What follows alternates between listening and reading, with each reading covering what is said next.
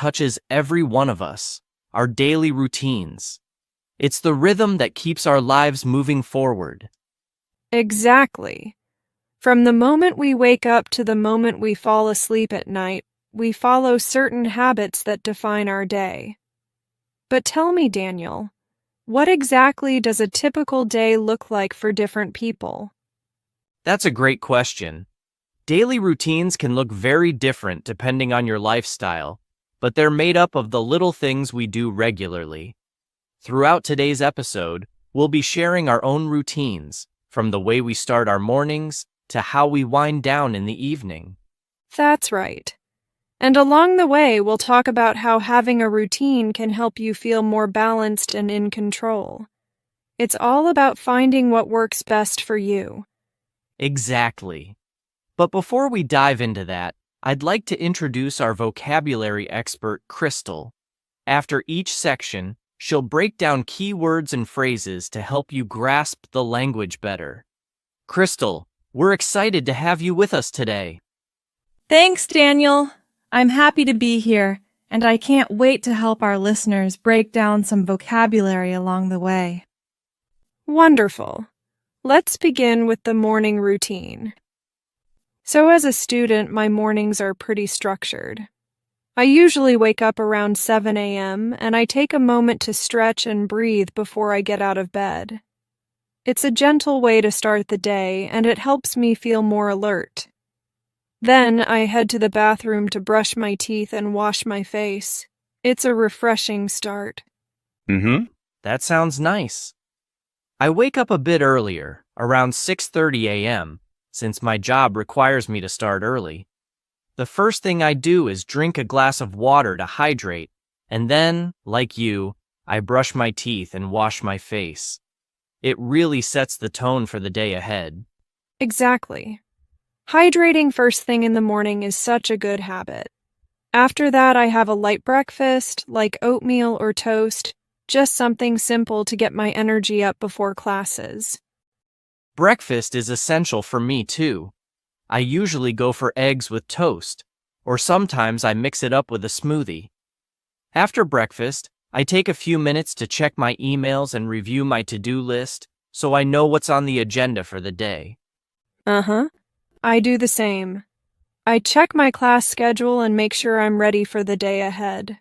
It's always nice to feel organized before jumping into things. Absolutely. Having that calm, organized start to the day really makes a difference.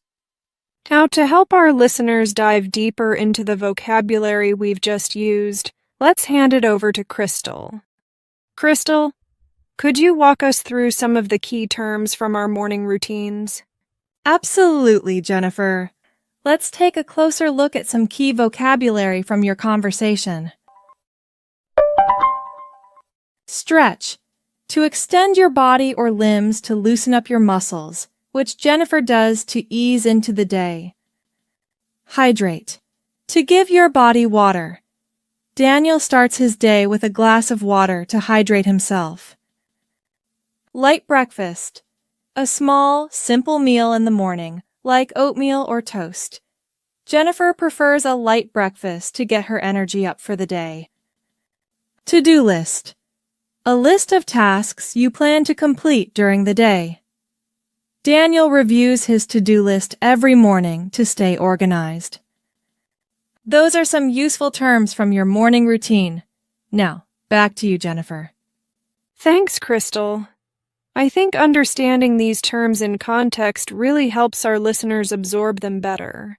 Absolutely. And now that we've got the morning covered, it's a great time to move on to the afternoon routine. Shall we, Jennifer? Sounds perfect, Daniel. Afternoons for me are when I'm most focused. I usually have classes or study sessions, and I try to take it one step at a time. If it's a long study session, I make sure to take short breaks to stretch and move around. It helps keep my mind fresh. That's a smart approach. My afternoons are usually the busiest part of my day, with meetings or project work. But like you, I make sure to take breaks, even if they're just a few minutes. I find that stepping away from the desk to stretch or get a snack really helps me recharge. Exactly. Breaks are so important even if they're brief. After lunch, I regroup and prepare for the second half of the day. Lunch is typically something light, like a salad or a sandwich. I don't like to eat anything too heavy, as it can make me feel sluggish. I agree. Lunch is usually around noon for me, and I like to step away from work completely. My go-to is something like a quinoa salad with veggies or a turkey sandwich. Keeping it healthy helps me avoid that mid-afternoon energy slump. That sounds like a great option. After lunch, I tackle my bigger assignments, making sure to get them done while I still have energy. It feels good to wrap up those important tasks before the day winds down. Yeah, I do the same. After lunch, I focus on key projects that require my attention and try to knock them out while I'm still feeling productive. All right, Crystal, could you take us through the vocabulary from our afternoon routines? Certainly, Daniel. Let's break down some of the key terms. Focused. Giving your full attention to something, like how Jennifer stays focused during her study sessions. Recharge. To regain energy, which Daniel does by taking short breaks throughout the day. Regroup. Taking a moment to organize your thoughts and prepare for the next part of the day. Sluggish. Feeling slow and lacking energy, which can happen after a heavy lunch, but both Jennifer and Daniel avoid that by eating light. Knock out. An informal phrase meaning to complete tasks or finish work efficiently. Daniel said he likes to knock out his key projects while he's still productive. Energy slump. This refers to a dip in energy, usually in the afternoon after lunch. Daniel mentioned avoiding an energy slump by eating a healthy lunch. Those are the key words for the afternoon. Now, let's shift to the evening routine. Back to you, Jennifer. Thanks, Crystal. That was really helpful. It's amazing how just a few key words can really make things clearer. Exactly. I love how practical these terms are. You can use them every day. All right, let's wind things down by talking about our evening routines. Evenings are when I like to unwind and relax after a busy day of classes. After dinner, I usually take a short walk or do some light stretching to help me de-stress. It's a peaceful way to close out the day.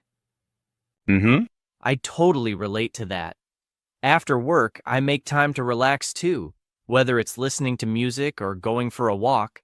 Dinner is usually around 7 p.m. for me, and it's something simple but satisfying. I like grilled salmon with veggies or a stir-fry with rice. That sounds delicious. My dinner is usually something quick and easy, like pasta with vegetables or a rice bowl. Once dinner is done, I always make sure to brush my teeth and wash my face. It's such a small part of my routine, but it helps me feel refreshed and ready for bed. Oh, definitely. Brushing my teeth and washing my face feels like pressing the reset button after a long day. It's a simple way to shift into relaxation mode. After that, I usually wind down with a book or a cup of herbal tea before bed.